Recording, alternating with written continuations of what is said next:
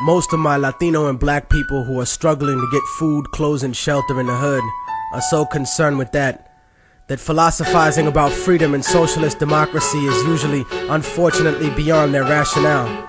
They don't realize that America can't exist without separating them from their identity, because if we had some sense of who we really are, there's no way in hell we'd allow this country to push its genocidal consensus on our homelands. This ignorance exists, but it can be destroyed. Niggas talk about change and working within the system to achieve that. The problem with always being a conformist is that when you try to change the system from within, it's not you who changes the system, it's the system that will eventually change you. There is usually nothing wrong with compromising a situation, but compromising yourself in a situation is another story completely. And I have seen this happen long enough in the few years that I've been alive to know that it's a serious problem. Latino America is a huge colony of countries whose presidents are cowards in the face of economic imperialism. You see, third world countries are rich places, abundant in resources, and many of these countries have the capacity to feed their starving people and the children we always see digging for food and trash on commercials. But plutocracies, in other words, a government run by the rich, such as this one, and traditionally oppressive European states, force the third world into buying overpriced, unnecessary goods while exporting huge portions of their natural resources. I'm quite sure that people will look upon my attitude and sentiments and look for hypocrisy and hatred in my words. But my revolution is born out of love for my people, not hatred for others. You see, most of Latinos are here because of the great inflation that was caused by American companies in Latin America.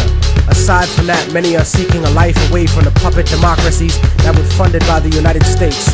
Places like El Salvador, Guatemala, Peru, Colombia, Nicaragua, Ecuador, and la República Dominicana. And not just Spanish-speaking countries either, but Haiti and Jamaica as well. As different as we have been taught to look at each other by colonial society, we are in the same struggle. And until we realize that, we'll be fighting for scraps from the table of a system that has kept us subservient instead of being self-determined. And that's why we have no control over when the embargo will stop in Cuba or when the bombs will stop dropping in Vieques. But you see, here in America, the attitude that is fed to us is that outside of America, there live lesser people. Fuck them, let them fend for themselves. No, fuck you. They are you. No matter how much you want to dye your hair blonde and put fake eyes in, or follow an anorexic standard of beauty, or no matter how many diamonds you buy from people who exploit your own brutally to get them, no matter what kind of car you drive, or what kind of fancy clothes you put on, you will never be them. They're always gonna look at you as nothing but a little monkey.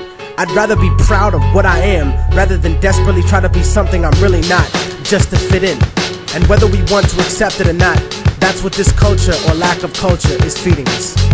I want a better life for my family and for my children, but it doesn't have to be at the expense of millions of lives in my homeland. We're given the idea that if we didn't have these people to exploit, that America wouldn't be rich enough to let us have these little petty material things in our lives and basic standards of living. No, that's wrong.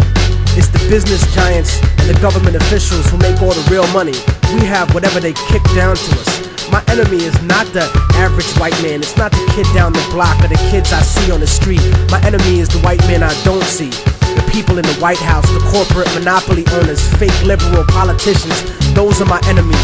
The generals of the armies that are mostly conservative, those are the real motherfuckers that I need to bring it to. Not the poor, broke, country-ass soldier that's too stupid to know shit about the way things are set up. In fact, I have more in common with most working and middle-class white people than I do with most rich black and Latino people. As much as racism bleeds America, we need to understand that classism is the real issue. Many of us are in the same boat, and it's sinking, while these bougie motherfuckers ride on the luxury liner. And as long as we keep fighting over kicking people out of the little boat we're all in, we're gonna miss an opportunity to gain a better standard of living as a whole. In other words, I don't want to escape the plantation. I want to come back, free all my people, hang the motherfucker that kept me there, and burn the house to the goddamn ground. I want to take over the encomienda and give it back to the people who work the land. You cannot change the past, but you can make the future. And anyone who tells you different is a fucking lethargic devil. I don't look at a few token Latinos and black people in the public eye as some type of achievement for my people as a whole.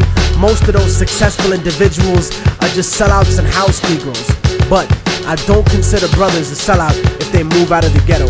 Poverty has nothing to do with our people. It's not in our culture to be poor. That's only been the last 500 years of our history. Look at the last 2,000 years of our existence and what we brought to the world in terms of science, mathematics, agriculture, and forms of government. You know, the idea of a confederation of provinces where one federal government controls the states? The Europeans who came to this country stole that idea from the Iroquois League.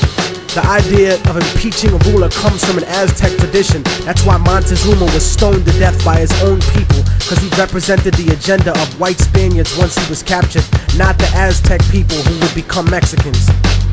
So in conclusion, I'm not gonna vote for anybody just because they black or Latino. They have to truly represent the community and represent what's good for all of us proletariat. Porque si no, entonces te mando pa'l carajo, cabrón, gusano, hijo de puta. Seremos libres pronto. ¡Viva la revolución! ¡Viva la revolución!